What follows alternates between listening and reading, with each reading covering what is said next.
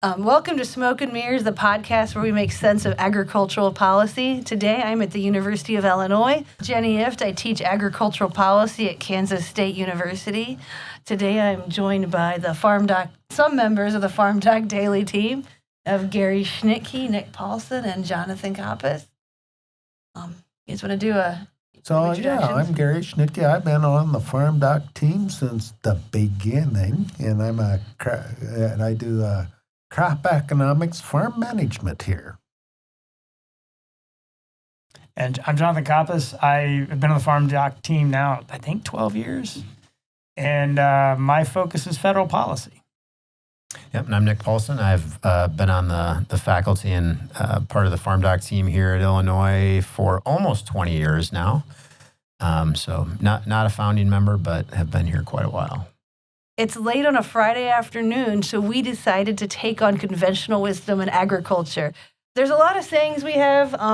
Sometimes they make a lot of sense. Sometimes they make you think a little bit or you get tired of hearing them. Today we're going to tackle some of the ones that we think are the most interesting or misleading.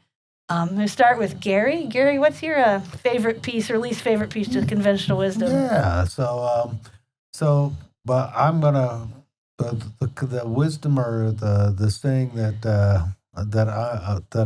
I hear a lot and they aren't making any more of it, which is usually referring to farmland, and it is true that they aren't making any more of it, particularly here in the United States. Our land is land; it's a finite number of acres, so preserving it is probably a good thing. Having said that, we have been adding cropland acres to world production for many, many years. Most of those are coming from Brazil, where we have at least the size of Illinois, Indiana, and Iowa that can be brought on into production. And then you can go around the world. You can go into Africa and say much the same thing, and probably the former Soviet Union. And there's capabilities to bring on farmland. So, from a concern of agricultural production, having enough farmland probably isn't a large concern. And in fact, we'll probably be able to feed the world and probably have surpluses for the foreseeable future. So the concerns about farmland from a food perspective is a concern.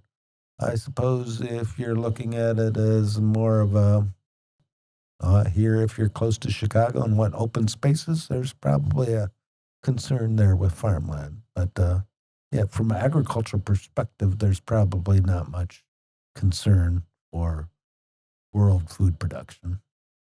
But from the perspective of an individual farm operator, farmland markets are very thin. Opportunities don't come up very often. So we got another one. When do you buy the farm? Right? That's right. When it comes up for sale. You had another good one too. Well, I was stealing from the when to plant a tree, which is today or 40 years ago. So when to buy we thought that also was applicable to when to buy the farm. Well, I should have bought that 20 years ago. People have you heard saying they wish they bought farmland in the 80s? Yeah, or they had the money to buy farmland in the 80s. If they could, yeah. There's most of the time buying farmland and holding it has been a good policy, and those that have did it in the past are in a pretty good position right now. There is always that concern that you buy it in the 70s and then the 80s happen, which doesn't seem to be the case now, but who knows? So do you think it does that line or that mentality leads to kind of getting out over your skis or getting overextended? Like, I'm going to take on more debt. I'm willing to take on more debt because, well, they're not making any more of it, so I might as well get some more. I mean, is that kind of part of the, like, from a management standpoint that maybe this isn't the time to do it some days? Or I'm sure it's happened to some people. Right. The question is how big is it? I mean, that's with the 70s, right? That's always the thing with the 70s is like, we're going to borrow heavy to just get big or push as many people out, and then it ends up being interest Not rates, a- an not- interest not- rate problem about 1979, right? Yeah, not a good thing. It is interesting the differences in mentality. I remember, and I was in undergraduate school in 78 to 82, and I was taught the wonders of leverage at that point in time, which was Was that the class title? Because that's a great class title. The Wonders of Leverage. I like that. yeah, I think that the 80s have taught us, and we still see this in agriculture, that moderate to low debt usage, particularly on those farmland sort of things, is probably prudent. Maybe in some cases farmers have taken it too far, but I don't know.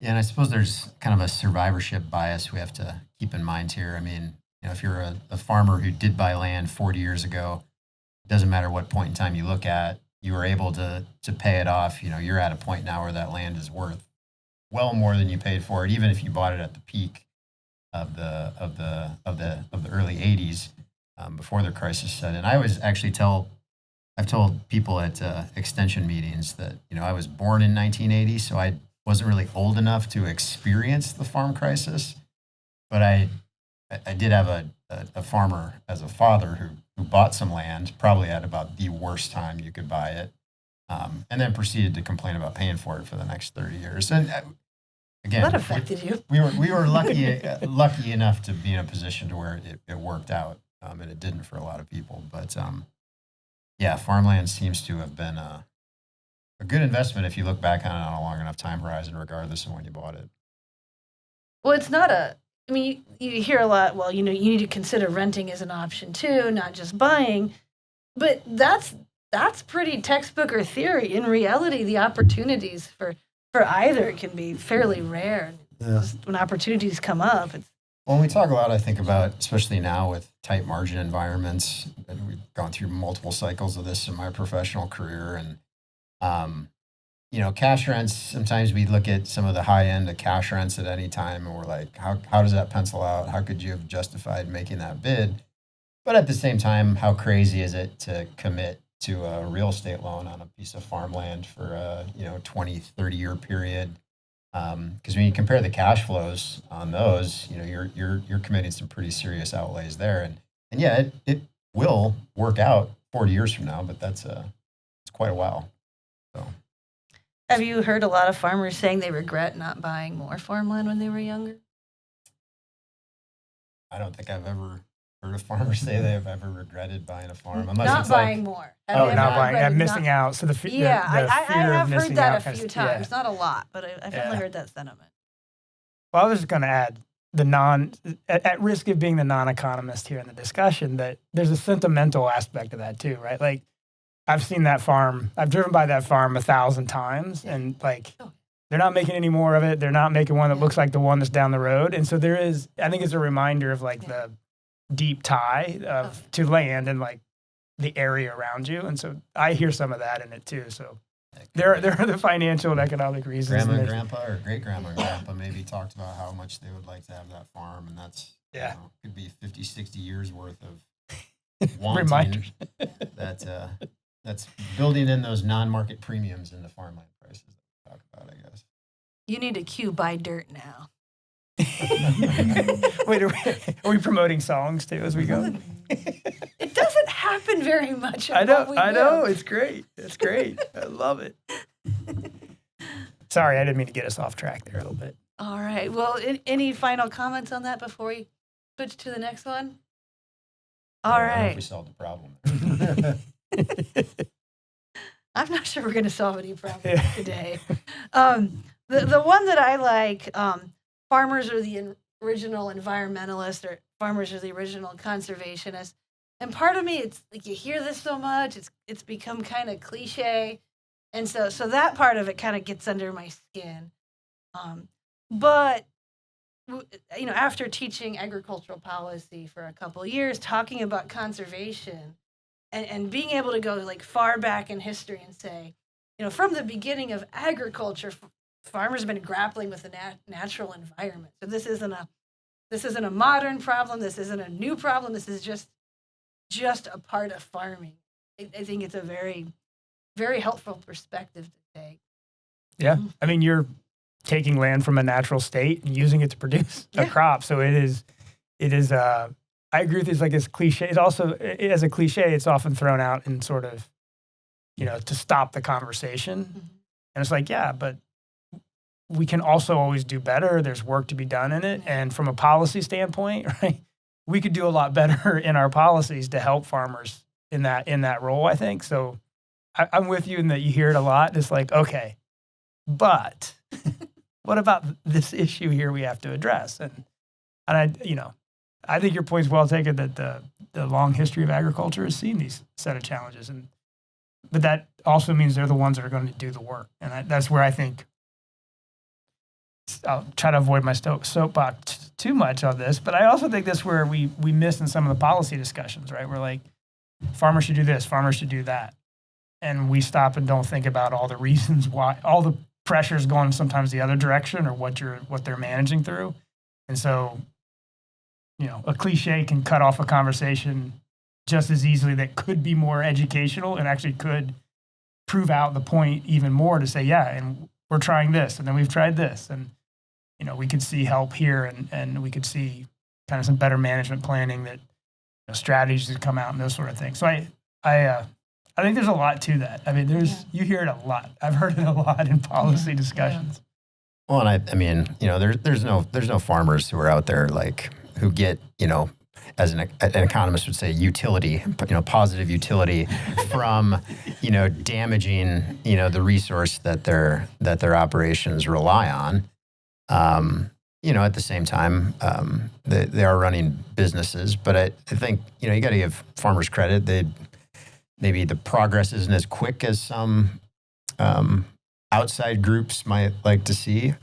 But, I think progress is made. I mean, if you compare the management practices and the methods and the technology that goes into farming today versus 10 years ago, 20 years ago, 30 years ago, I think it's inarguably it's getting better. And so, there's a perfect being the enemy of the good sort of way to look at that. I mean, I think we are constantly making those improvements, and farmers are invested in that. So, yeah, if you do look at it, and this is a Midwest perspective, soil erosion would be the biggest. If you have it and you have it at certain levels, you are eroding value. And I'm not sure you would say many acres in the Midwest are at that level where the erosion is actually noticeable. That it's has a degrading factor on the land itself. Many of our problems these days are, I guess, trade-offs. I mean, nitrogen runoff is something that doesn't really bother agricultural production, but it does have a negative externality down the road. I also find that, we were now always also talking about soil health, which is a new sort of concern, I guess. New, old, whatever. Yeah. But the issue is that you really don't know what happens in the long run with a lot of these practices. All right, so if I adopt cover crops and do it every year, I mean, we don't have a lot of experience to say what soil health does look like after 10, 15 years of that. Or, I mean, we hear people make claims that it will be better, and it makes sense that it's going to be better, but the claims are still claims that you haven't seen, right? Yeah. I mean, I think it's fascinating, the ones that have taken these on, soil health and like cover cropping, and the innovate, like the sort of tinkering and innovative mindset that you see, like, oh, I'm going to try this. Let's try this. And, how do we work this in? And I always find those conversations fascinating that okay, how do you think that through? Like, how do you process that through? Which may actually support the cliche a little bit. That what we do see is like you are a steward, you are a conservationist, and so I've heard this concern, or soil health is now the issue. Let me see how I can tackle it in my fields. And I don't know, that always seems like a fun from a policy. Keep us on the policy vein. I always wish our policies were better at helping do that, or at least not like being a barrier or burden to try to innovate in those spaces. Because I think we will come out better with that sort of allowing that on the ground innovation to happen more. But again, I may have stepped on the soapbox again. Sorry. Absolutely. Do you think farmland markets are recognizing farmland, the value of farmland that has been better managed in terms of soil health? We just don't have the data yet. We don't know, or do you think it's just not perceived or actually a big enough difference? I don't know. I'm looking at Nick. Nick has the answers. Well, we should have the director of our farmland center here to answer this question, I suppose. No, but I think we do see things showing up in the marketplace in terms of transactions where, at least, can you prove whether it causes a farmland to sell for a higher price or not? But when you look at land that goes up for auction or land that goes up for sale, I do think there is more information made available related to, did the previous tenants or the previous owner or the previous farm operator use a cover cropping system or something like that. So I think that information I don't think would be provided if it weren't impactful in some way. So I think that's sort of like indirect evidence that, land buyers do care about that. And it is presumably increasing the value when we were talking about practices that would be associated with better soil health. Flat black and organic matter. Makes for good cropland. Yep. Sure does. All right, we'll move on to the next one. If anyone else has any?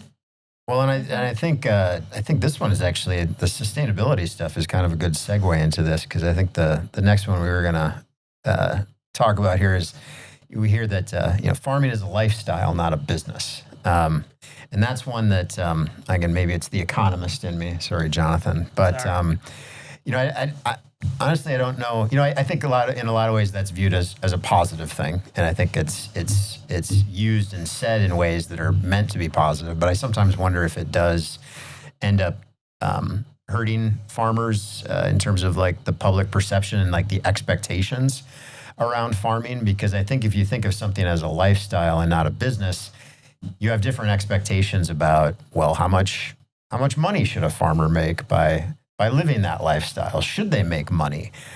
Should it be something that they're just investing all their time in and not expecting anything out of it in terms of an income,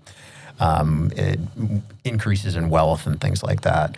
And I think some of the sustainability issues that we're talking about today are, again, really good examples of this. I think there's a lot of outside expectations for farmers, like cover crops are good, we should do them. But there's a lot of on-the-ground challenges. There's a lot of on-the-ground challenges from a business perspective in terms of actually doing that on a farm operation. A lot of these sustainability practices, whether it's cover crops or the other things we're looking at, they generally involve uncertain long-term payoffs. Uncertain meaning we don't really know what the scale of those payoffs might be in terms of soil health or whatever. But they do involve really real costs today in terms of implementing some of those practices. And again, is that, is it fair to put it on farmers to say, it's your responsibility to handle those things? Maybe not. So, or to eat the cost of it, right? Yeah. Like maybe there's a responsibility on the practice, but just to solely take that on and not, it's interesting. Yeah, not to pick on cover crops, but we can fairly identify the cost of putting a cover crop in, and we know what it, initially at the very least, maybe it doesn't increase yields, and there is a cost there. And let's say for it's $20 an acre. All right, you spend $20 an acre, and I think we calculated on rented land last year the profit was $20 an acre. On average, it averages $90 an acre over time, with a lot of variability. With the last several years of those being negative, and this one being the first one, but $20 an acre is real money. Yeah. And you mentioned the fact that the outcome is uncertain. Well, if you're doing that on rented land, you have no claim to the long run return from it. So all those things, and I don't really want to put that rented land as a reason we don't have these policies, but it doesn't. The fact that the long run benefits aren't necessarily going to accrue to you is, or worse, they accrue to the guy that came out and bid up your cash rent on you, got the land, right? Well, yeah, that becomes real. I think that's one of the honestly valid concerns I've heard from farmers about that, who are thinking about doing these things on rented land. It's like, well, okay, these benefits, maybe I increase yields 2, 3, 4, 5, 10 years down the road. That's just going to mean, my landowner's going to be able to charge me or the next tenant more cash rent reflecting that productivity increase. So, that's a little bit maybe of a cynical way of looking at it, but I think reflects the realities of the competitive market for farmland. So. Yeah, and sorry, Jen. I was just saying that's an important reality on all this stuff. It's really competitive. Like, this is not to your lifestyle. Like, this isn't just to hang out and this is a really competitive industry and a really tight set of operating margins and challenges that I think gets lost in that comment.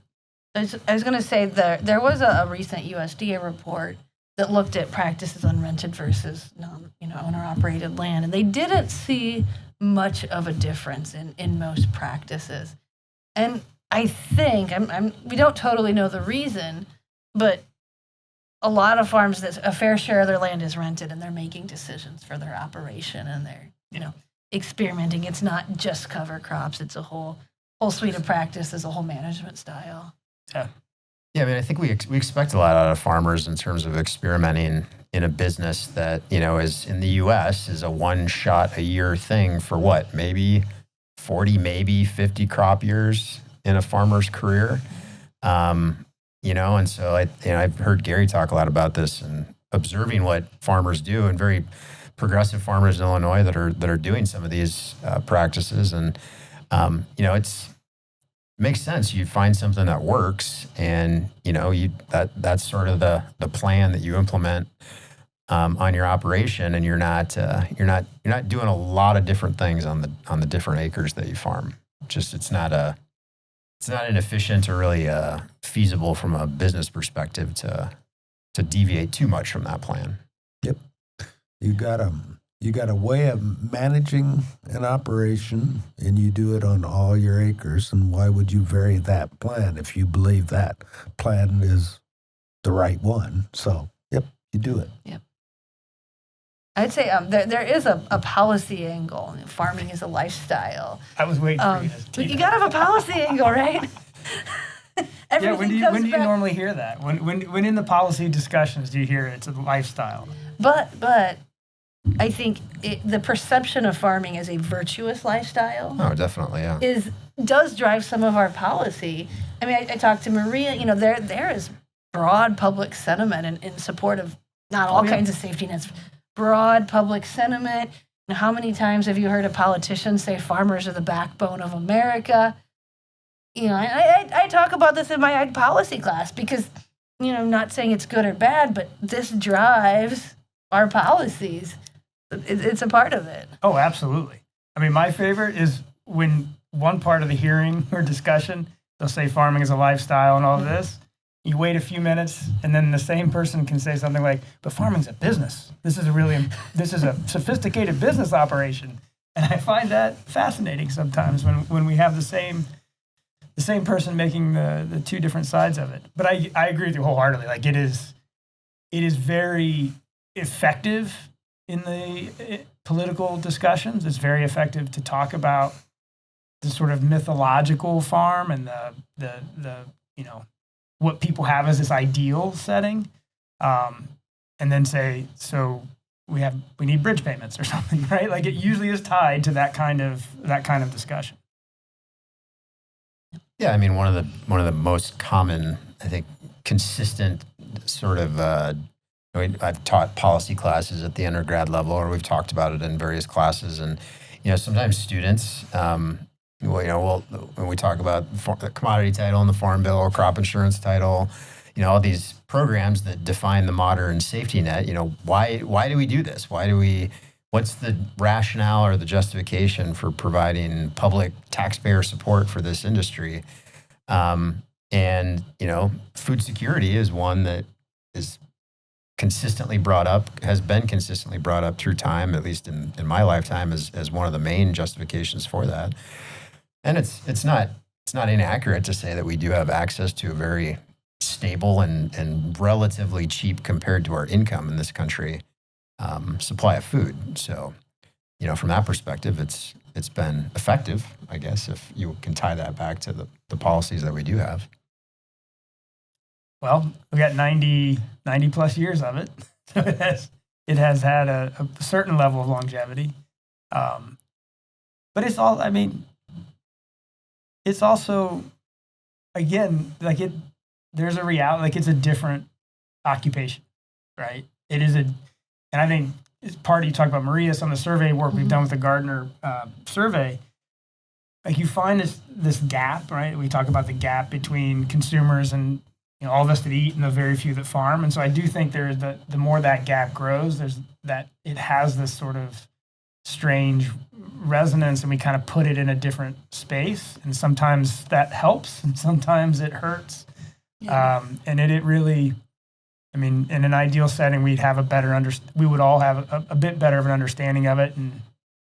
But I don't know how you do that when you're looking at the food system as it exists today and trying to understand where this came from, or how this, or at the most recent comments, why does this cost so much? Well, it's not like we sort of thought about what would be the best policy and then just designed something. It's sort of right. It sort of happened over time. Things kept getting added and added and added, and or worse, it was we had problems here, and we'll try to fix that problem by doing this, or we'll double down on that problem, and maybe it'll work better this time if we just do more of that. Yeah, we've got some great policy legacies. Well, there's a little whack-a-mole process to policy as well. Mm-hmm. Sometimes we solve one problem that creates a new one. And anything come to mind, Nick? No specific examples there whatsoever. No, I'm just thinking here, the four of us are sitting here, and all of us grew up on a farm. All of us are now in academia, not farming, but still tied to the industry. I don't know if that supports or takes away from this romantic notion of the lifestyle of it. I'm very passionate about agriculture. At the same time, I chose not to stay home and farm. I think I like the steady paycheck of being academic, but I also like to get paid to come in and think and write and tinker on these ideas as my job. I was born the same year as you, apparently. and this isn't a shock, Jenny. We've known this, I think, whether we never thought about it. Yeah, I never thought about it. But all throughout my childhood, it was like, you're going to college. And they didn't say don't do this, but they said you're going to college. And so, and I just kind of took that for granted. I think it's the only time I listened to my parents. But it makes me wonder, what if I was born in 1970? Would have it been a different message? Was that the time? I think about this all the time, because then we both would have graduated college around 2002. Yeah. And I think about this, I've thought about this even since I've been teaching here at the university. 2002 was not the most attractive time to go home and farm. It was a stable but low price environment. That was back when we were collecting LDPs. Marketing loans were relevant. Mm-hmm. If I was 5 years younger, 4 or 5 years younger, I would have been coming out of college right at the start of the biofuel boom. Yeah. I think I might have been farming if I'd done that. And I see cycles like that. I've seen multiple cycles like that, even with our students who come from, farm backgrounds that have that opportunity to go back if they want to. I see more students saying they want to go back to farm during more prosperous periods than I do, maybe now where maybe if they do want to go back to farm at this point, they got to get an off-farm job first to save up money for 10 years so they can buy some lands when they go back. But, I think there's totally like a path dependence aspect to it and a timing aspect to it. Not to burst all your bubbles, but I was born a bit earlier than the rest of the people sitting in my room, and my parents told me the same thing: you're going to college. So it's not a new phenomenon. And I graduated in 1982, which was just a bit. It wasn't the best of times. Let's just say that. So, which I don't know. Yeah. It's been the same for a while, too. Well, I mean, the numbers bear that out, right? Yeah. The sheer number of farmers over the years has declined dramatically. Yeah. And we see that. I mean, you see that in the classroom, the number of students who come from farms versus not. And again, that gap that grows. But we have had a declining, like farmers have continued to do that over time, which I don't know what that says about the lifestyle or just how that factors into Nick's cliche. Not that it's your cliche, the one you brought up. Cliche can't be any one person. I know. So the definition, it's got to be. Thank you for that. Shared by many. Shared by everybody. No, the thing, the big thing, and we've all seen this as well. The agricultural communities have slowly eroded over time during most of my lifetime I grew up in Ohio, and it's the same in Ohio, Indiana, Illinois, all the way over to North Dakota, Kansas, and you just look, there's less people out there and less people needed, and high school enrollments go down, and in managing a infrastructure with less people is always challenging. Yeah, that's a huge problem in those towns. Absolutely. You hollow them out and add into it all the jobs, manufacturing facilities, and everything else that goes. There's a lot of those factors that play into it, and then we wonder why people get very frustrated.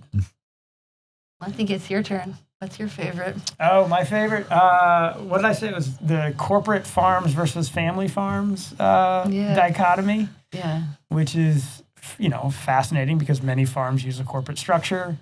It also, I think, depending on who you see using it or when and where it's used, it also seems to conflate, corporate fertilizer chemical companies with farmers. Like there's always like somebody will throw that out and you think, I don't think that's what you meant that to be. And I think it also kind of like distracts from some of the challenges that we've even talked about, that like, corporate farming is bad and only family farms are good because it's a lifestyle. And, you kind of go through all those things and think, well, I think maybe we're missing, we're using this as something to try to address. I don't know, maybe it's the current concern about consolidation and concentration, or maybe it's the concern about not enough stewardship and or conservation or environmental focus because you're a corporate farm. But I don't know that holds up. And I think we hear a lot of that as a shorthand for whatever thing is that this individual doesn't like about what they see in modern agriculture. And, for one thing, again, is ineffective because it allows somebody else to swoop in and point out that, well, these corporations are family farms, and we can argue about what, farm size and all of this stuff, and you miss the point that maybe they were trying to make. And it also, the legal advantages of having some liability protection and having some of those structures are important. And I don't know, it's just one of those, just like you hear it and you kind of cringe and think, oh God, here we go. Yeah, the word doesn't have a lot of meaning the way it's being used. Yeah. Yeah, I think corporate and then industrial is the other one that I see more and more in corporate or industrial farms. My sense is that people are not always or even often referring to like the legal entity structure, which is really what that is. But, I think it is more of a size issue, and measuring size in farming is just a really difficult thing. Like, is it acres? Well, what is big? I mean, I don't know, Gary, what average farm size in Illinois for commercial farms where that's the primary occupation? 1,500 acres. And, with what land is valued at now, a 1,500 acre, 2,000 acre grain operation in Illinois probably has a $10 million balance sheet. Yep. That sounds like a giant, lucrative business to a lot of people, but that's a family of four running a business primarily on their own and with small margins. With small margins and not much cash flow. By the way, you're a millionaire in this part of the world if you own 80 acres debt free, and that's not going to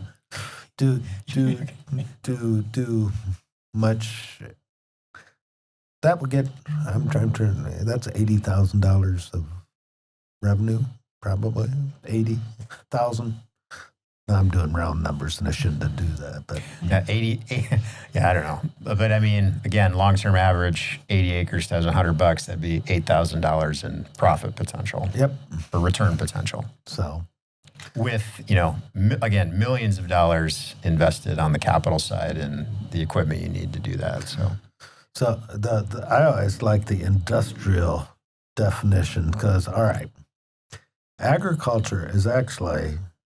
You're working with nature, but you're changing it. And we've been changing it forever. When you plant one crop in a field, you've changed.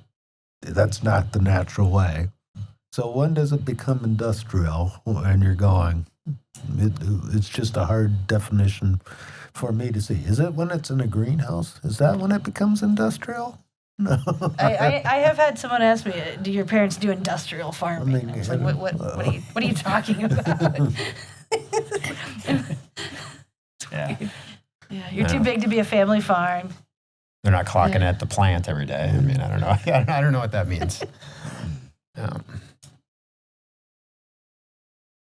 Yeah, it just seems to be all encompassing for the things that you don't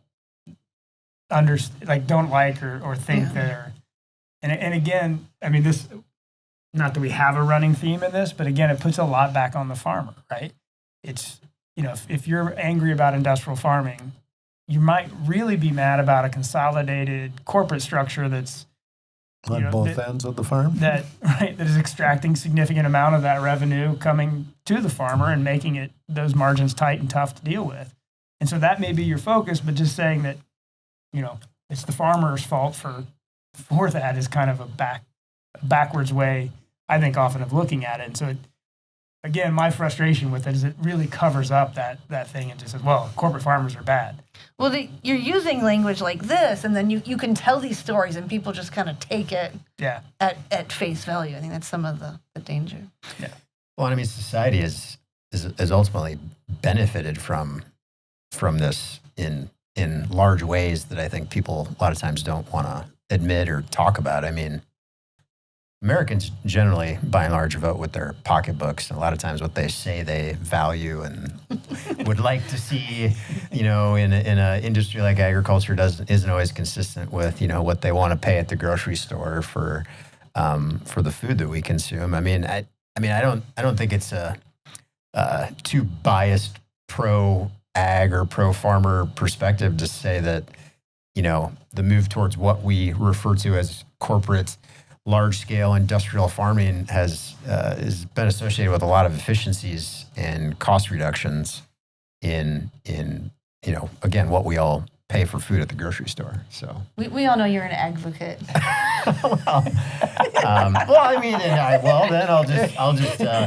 We'll just take the label and run with it. Then we can go back to the sustainability issues. Are we realizing this potential? I don't know, but I think you can make arguments that there is the potential to make greater strides and gains towards sustainability initiatives in modern, efficient, larger scale operations than if it was this, Norman Rockwell, bucolic, everybody is out there with their 40-acre plot raising their own food to eat. Which is a lot of work, by the way. Yeah. Well, the biggest decline in the number of farms was in the 50s and 60s. Yeah. And you could say, oh, this is tragic because we like farmers. But the life of tenant farmers back then, moving every year to a different farm or farming, that marginal land, that was and there was a lot of opportunities outside of agriculture. So that was an improvement in people's lives. Yeah, for sure. No, in the 50s and 60s, most people looked at moving off the farm as a good thing, right? Yeah. It wasn't, you were moving to a job with perhaps secure income, so. Yeah, there was a huge draw that pulled a lot of people off. And again, there was some really, really tough realities around that and before that. And it's kind of fascinating that some of these cliches hang on when we think about the history that underlie it. You think, wait a minute, sometimes that doesn't seem like it matches what we've seen in history. Yeah, another one we had, I don't know if we really maybe planned to talk about this one, but it's kind of relevant, again, because I think the four of us are examples of maybe contributing to this issue. We all, I guess, could be farming right now if we'd really wanted to, but we're not. But, there is this sense of, well, this has always been the case. In my entire life, we've been talking about the average age of the farmer increasing in this country. And now we hear phrases like this demographic cliff that's coming, and who's going to farm? Who's going to farm? And I don't know. I don't know if that's as serious of a threat or an issue as sometimes it's made out to be. There was a nice farmdoc article about that a couple years ago. Yeah, no. The demographics of the farming sector is pretty much following what's happening in the general economy. And oh, by the way, if we lost a quarter of the farmers, we might have a little less land rent pressure. But if you do look at the Midwest, you have the supply and demand thing. We have this fixed supply of land, and most of farmers that I know that are out there would willingly farm more. So that is what causes that land pressure to be there, and it also sort of indicates, all right, if we have some retirements, there'll be some younger operators there that may benefit from that all, and the golden age of agriculture may be coming for them, right? I was just, when Nick said we could all be farming, I was just imagining my dad laughing. Yeah, he's like, yeah, not him. But it is, there is. Well, we had a easier pathway than others, potentially. Yes. Right. Yeah. And it was an option. Right? That was not pursued. It was an option, yeah.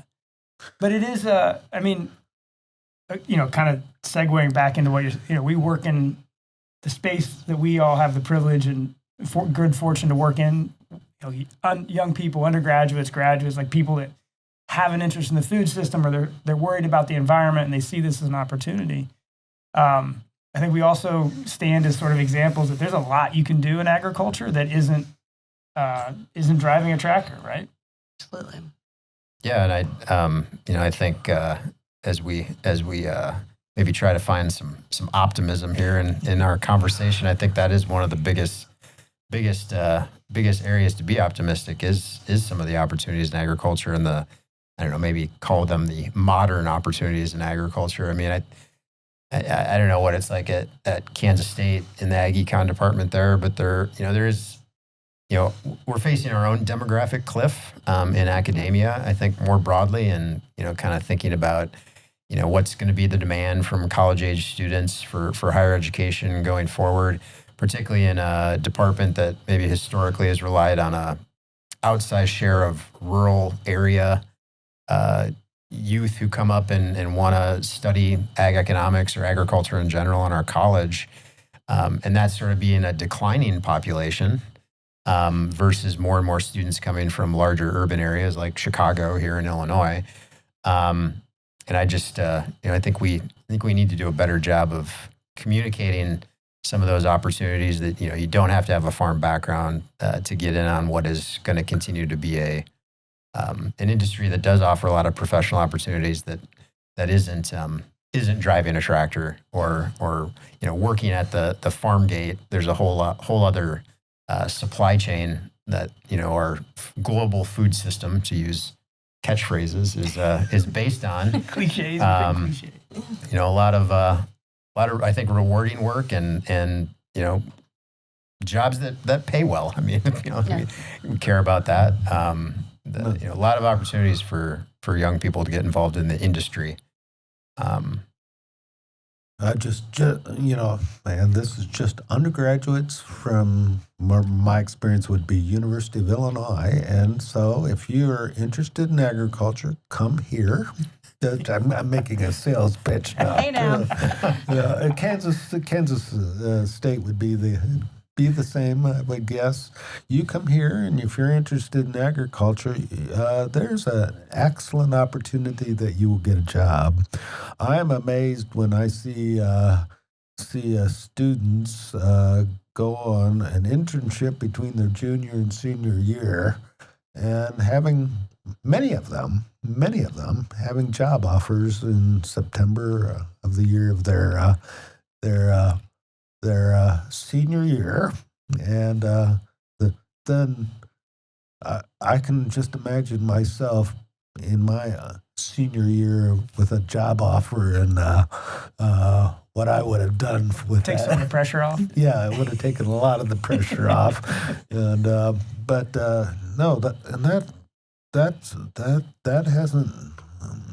hasn't changed much. And I'm also interested that a number of these students think about it before they take the job offer, whereas I would have been more just the sign of the times. But so they're and I don't see those jobs declining. It's a lean industry now, and I don't see how we're going to do that. Getting into farming. Here, it's just like Jonathan's illustration. It's like planting a tree. When's the best time to get into farming? 40 years ago. Yeah. Well, now you got today, so plant your tree, and it'll likely grow. So. Yeah. Well, I mean, I'd say the same thing, and I'd be curious how Jenny, when you with students too, like on the policy side of it. Yeah. You want to talk about a great area of policy to work in. You can go to the Hill when you're 22 and write bill, make policy. You can, hopefully. I mean, some days. I'm trying to talk people into doing this, guys. Yeah. Well, we think that sounds like fun. I want to be more aware of the audience. But it is. You can have quite an impact. To Nick's point, right? Food is fun. Like that's not an industry going away anytime soon. And the impacts you can have and I always think about this too, like when we talk to students coming in and say, you think about all the things that are in the food system or all the things you care about. If you care about the environment, we have this massive land footprint. We have a never-ending series of challenges for the environment because we are producing food, taking it out of its natural state. So how do you improve on that? And again, there's, as you know very well, there's no end to the policies or the policy discussions that you can have from all sorts of angles. And it just opens a lot of really fascinating opportunities, conversations. And, it's when I was on the Hill, if farmers come in and talk about this stuff, it's very real world, right? It's not like absolutely. It's not an abstraction. And so I always found it just fascinating that some of the different perspectives we get and kind of, okay, how do you turn that frustration into some black and white text that might, take a little bit of the frustration away, but probably not enough. And so I think it's a great opportunity. I think it does open, not just open doors for jobs, but like something that I think there's a lot of meaning into it. I mean, you're dealing with very fundamental things, and it can take you interesting places. Yeah, I mean, since we're talking about cliches, you know, a phrase that I heard from one of the very senior faculty when I started in this job was, you know, we were even almost 20 years ago now, we were talking about how, you know, we're kind of shifting away in our colleges of agriculture in general from like, you know, what's the kind of student who comes here and what do they do when they get done? And, you know, the cliche was, well, it's not just cows, sows, and plows anymore. It can still be that. You know, if you want that, there's still opportunities, you know, right at that production level. You want to live in a rural area, you want to work directly with farmers, you can still do that. But I mean, you know, I think we all have examples of students. I had a great student I still keep in touch with that took some classes with me. And, you know, he was from a very rural part of Illinois, had fewer people in his graduating class than he had in most of his classes here at the university.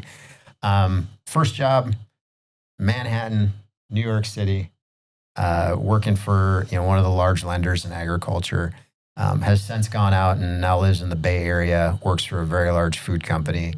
You know, so, I mean, the range of opportunities that you can do in the food and ag space is limitless. So, yeah. No By the way, shortages. those plows are now pulled by equipment with more computer technology than yeah, a we need spaceship, I think, most we need days. engineers now that can figure out ways where nobody's going to have to actually pull the plow anymore. Right.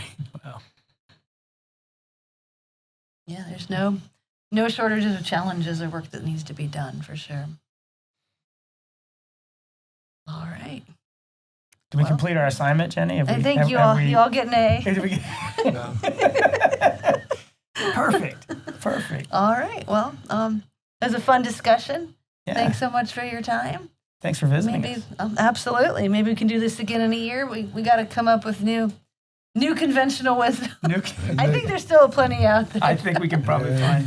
I'm sure your subscriber numbers will skyrocket as a result of this podcast, Jenny. So I'm sure you'll get some great feedback. Everybody will agree with everything that we said today. Ideas for future I think you're the most future likely to get episodes. canceled, maybe, Nick. Why is that? I don't know. I just made that up.